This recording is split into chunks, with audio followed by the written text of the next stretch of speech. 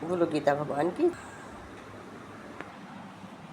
भगवान कृष्ण ने गीता की महिमा में ही पहले पेज पे ही लिखा है कि वाणी के द्वारा कोई भी गीता का वर्णन करने में पूरा समर्थ है ही नहीं। पढ़ सकता है, कर सकता है, कि वर्णन करने में कोई किसी की दिव्य समर्थ में है ही नहीं। हम लोग केवल एक किंचित मात्र उसको बोल सकते हैं, लेकिन उसका पूरा वर्णन करने में कोई समर्थ आज तक है ही नहीं। इस गीता में संपूर्ण वेदों का सार का संग्रह किया गया। पूरे जितने वेद हैं सभी के सार का संग्रह किया गया है। इसकी संस्कृत इतनी सुंदर है, इतनी सरल है कि थोड़े में अभ्यास करने से ही समझ में आने लगती है।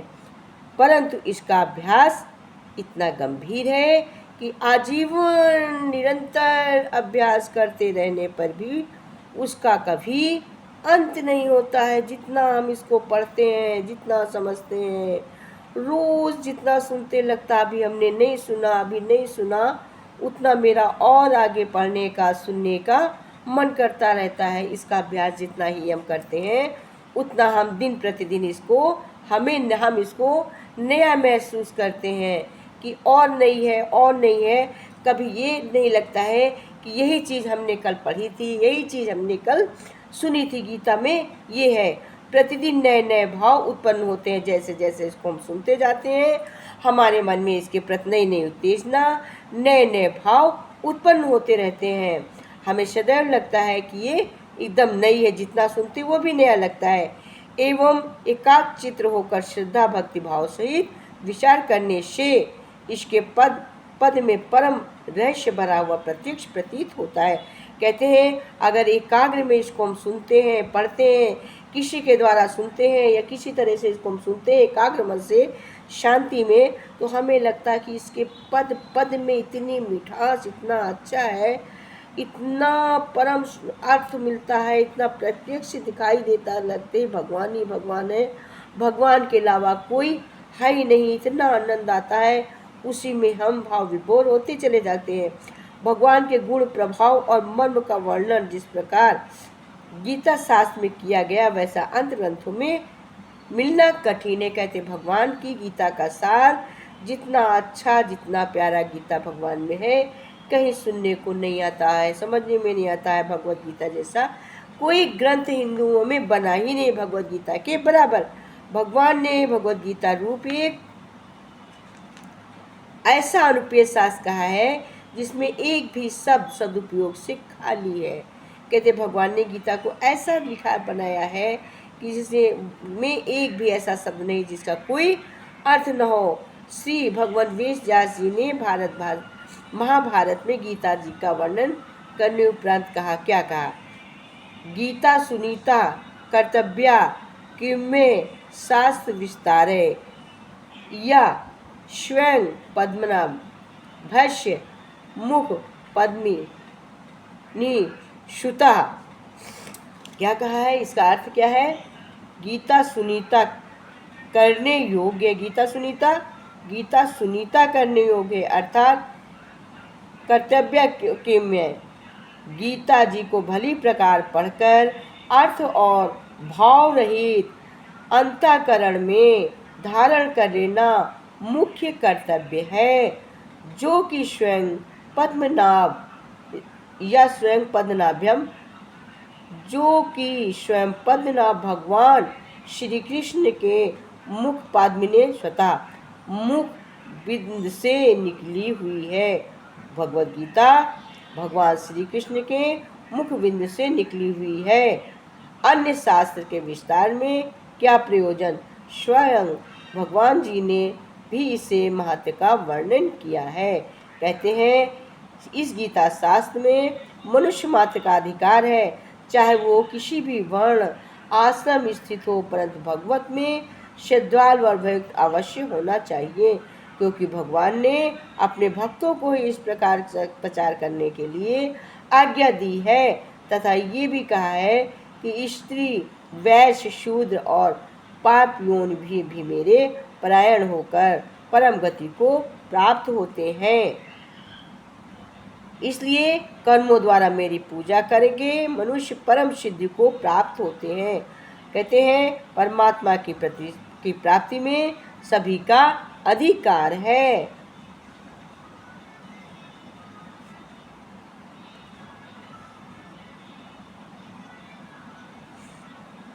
इसी से कहते हैं कि कल्याण की इच्छा रखने वाले मनुष्य को उचित है कि मोह का त्याग कर अतिशय श्रद्धा भाव पूर्वक अपने बालकों को अर्थ और भाव के सहित गीता जी का पाठ कराएं, सुनाएं, पढ़ाएं। इसको पढ़वाना चाहिए। कहते हैं कि भगवान ने आज्ञा अनुसार साधन करने में तत्पर हो जाएं, क्योंकि अति दुर्लभ मनुष्य शरीर को प्राप्त होने पर अपने अमूल्य समय का क्षण भी दुख मूलक संघात्मक भोगों के भोगनों से नष्ट करना उचित नहीं है। अपने शरीर को सार्थक बनाएं, दुख मत झेलें, कष्ट मत झोलें।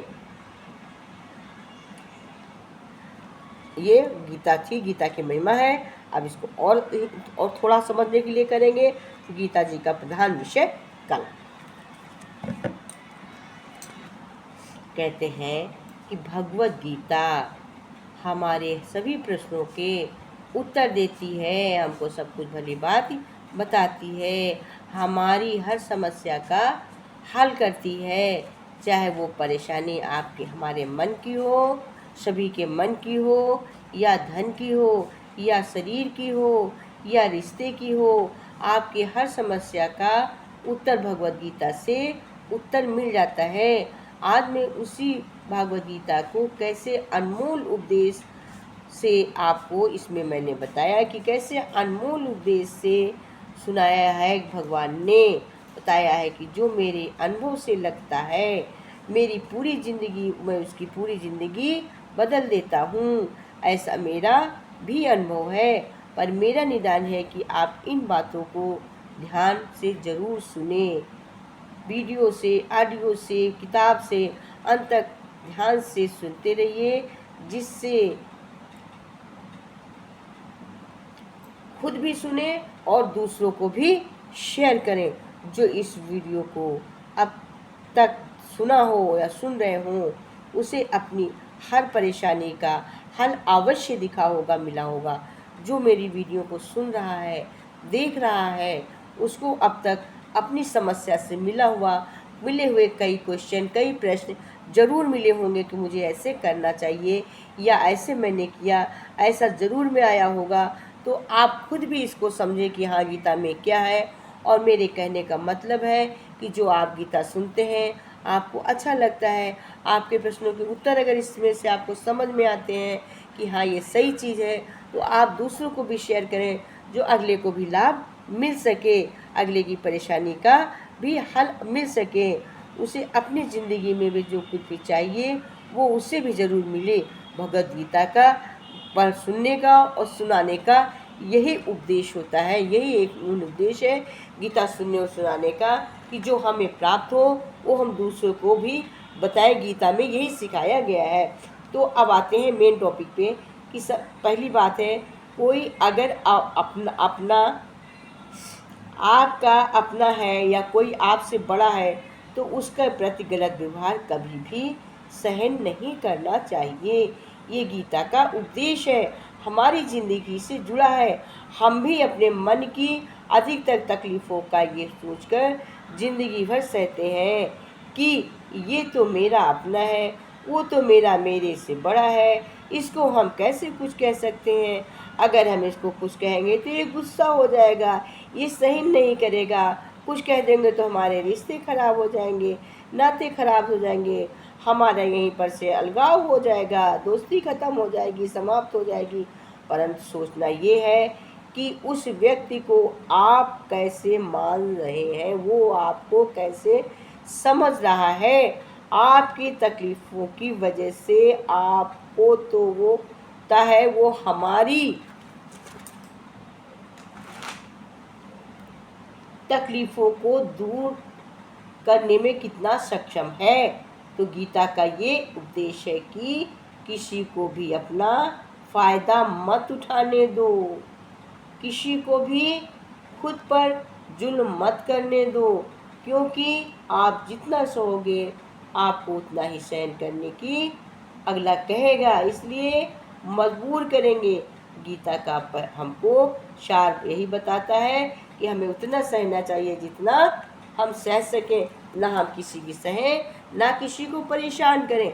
हमें किसी को परेशान भी नहीं करना चाहिए, बिल्कुल भी परेशान नहीं करना चाहिए।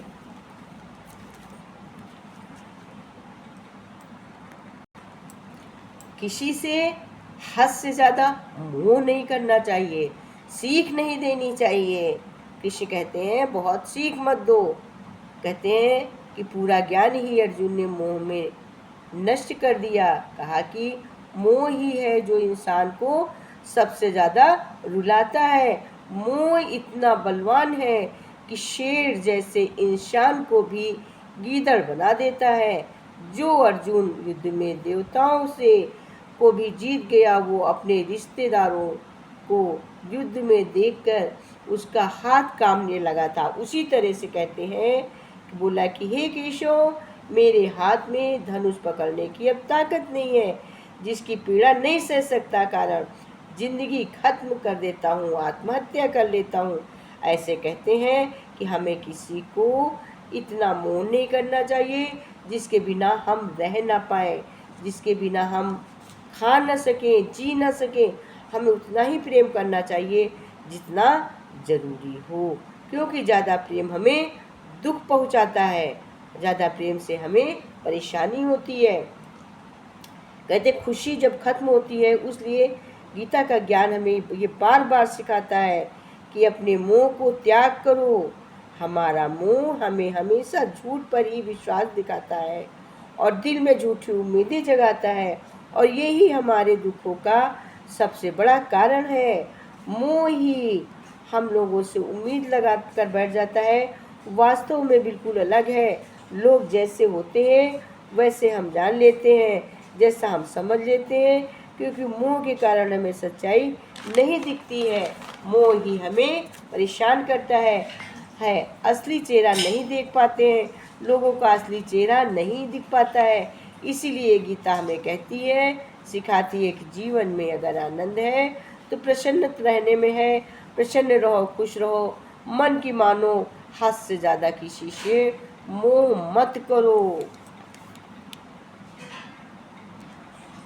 इसी से तो गुरु जी ने कहा है कि हम सत्संग सुनते हैं, हमको सत्संग बहुत अच्छा लगता है, परंतु अगर हमें कोई छीका दही भी दे देता है तो हम उसमें नमक न डालकर घी डालकर खाएंगे तो मिठास बनी रहेगी। जैसे ही हम नीम का खट्टा मीठा करेंगे, खट्टा मीठा होने लगता है, मतलब परिवर्तन आने लगता है। तो महसूस करते हैं कि हमें जैसे एसी से बाहर रहते हैं तो हमें पसीना नहीं आता है।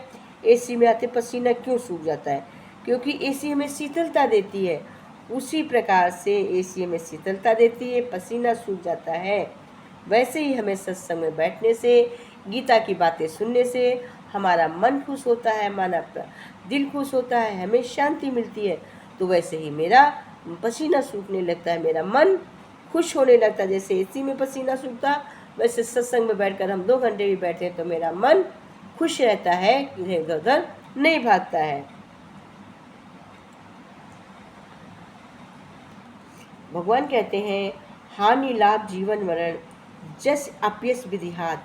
ये हानि लाभ जीवन मरण जब केवल हानि लाभ होता है, ये तो सब प्रभु पहले ही निश्चित कर देते हैं, मगर स्थिति को मजबूत करता है।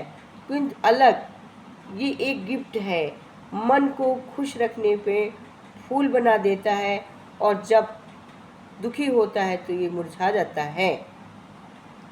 जैसे बगीचे में जब तक फूल लगा रहता है तब तक वो खुशबू देता है, खिला सा रहता है। जब इसको तोड़ के रख देते तो थोड़ी देर बाद सूख जाता। उसी प्रकार से जब मेरा मन सत्संग में खुश रहता है तो हमें वहाँ सत्संग की ऑक्सीजन मिलती है।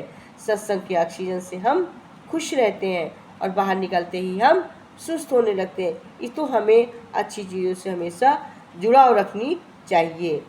कहते हैं सत्संग हमें ऑक्सीजन का काम करता है। भगवान हमें ऑक्सीजन देते हैं क्योंकि जब हमें सत्संग अच्छा लगता है तो हमें ऑक्सीजन मिलती है, उस ऑक्सीजन से हमारा शरीर निखरता है।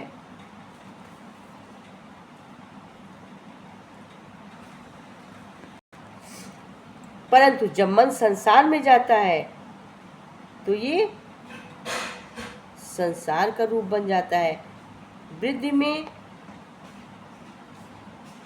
चला जाता संसार का तक देती है। विचार करते हैं कि मानव से इस जीवन का विस्तार रहेगा, कितने दिन तक भौतिक अभाव का नियंत्रण सत्संग से, रोज मिलने से कुछ नहीं होता, एक दिन गर्मी सर्दी से कुछ नहीं होता है।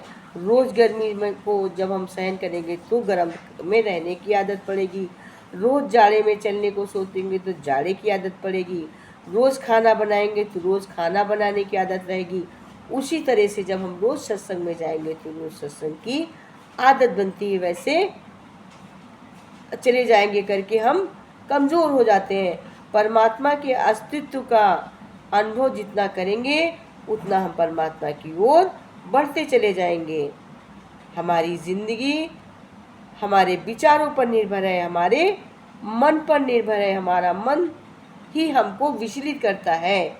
हमारे मन सारा गेम हमारे मन का ही है, मन के अलावा कोई कुछ नहीं है।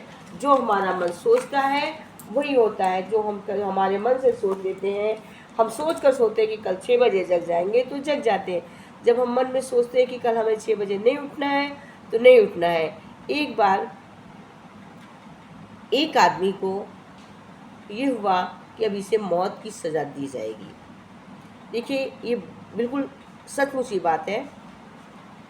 तो ऐसा हुआ कि उसने सोचा कि इस बात पे रिसर्च क्यों ना कर ली जाए कि मतलब ये बात सत्य है या नहीं।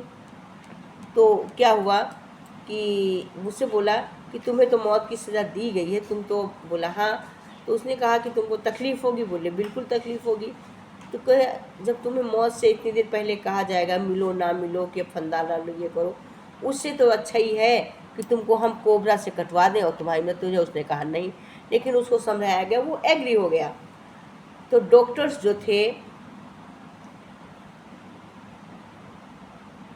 उसके सामने उसमें इंजेक्शन में कुछ भी नहीं लिया, केवल डिस्टिल वाटर और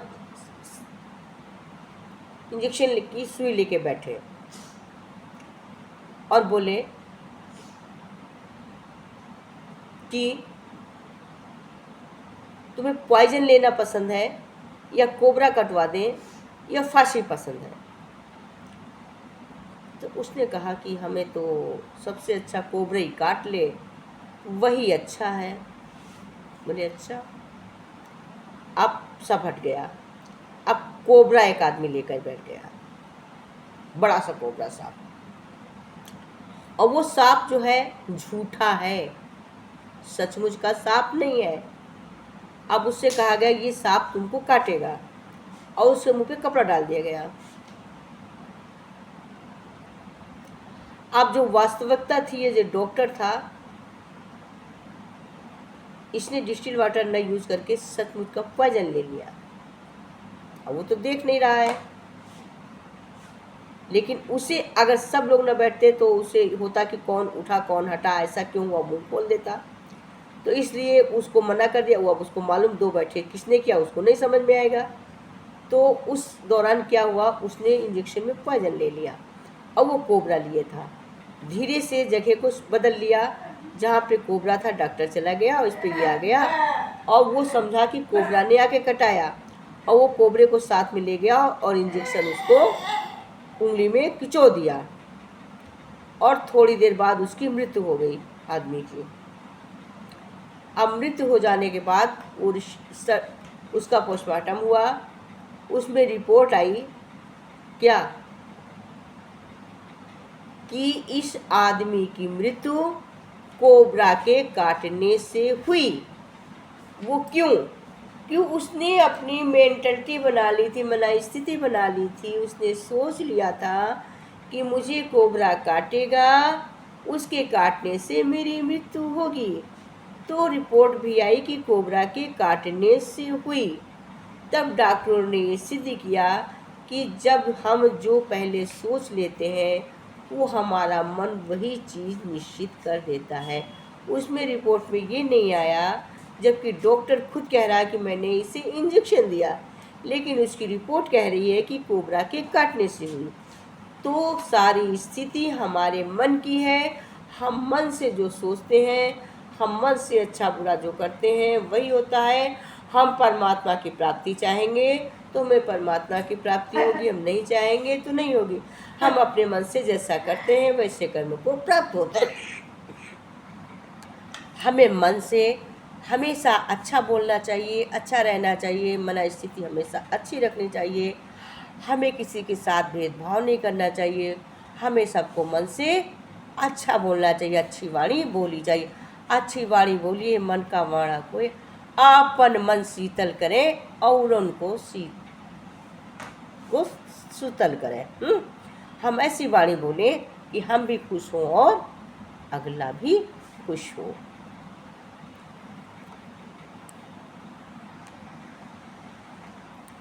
गुरुजी मुझे गीता ज्ञान बता दो, प्रभु जी मुझे गीता ज्ञान बता दो, गुरुजी मुझे गीता ज्ञान बता दो, प्रभु जी मुझे गीता ज्ञान बता दो।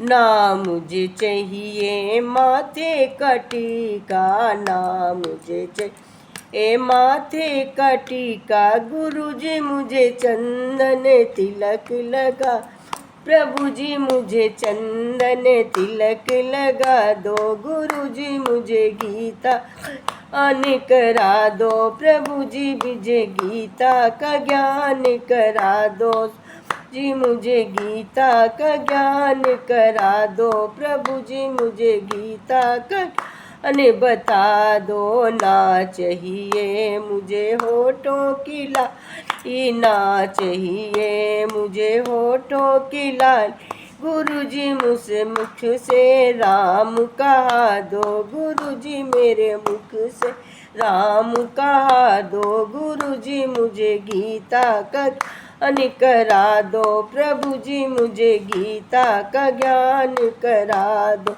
ना चाहिए मुझे पैरों के पायल, चाहिए मुझे पैरों के पायल, प्रभु जी मुझे तीरथ पैरों से करा दो, गुरु मेरे पैरों से तीरथ करा दो, गुरु जी मेरे पैरों से तीरथ करा दो, गुरु जी मुझे गीता का करा दो, प्रभु जी मुझे गीता का ज्ञान बता दो।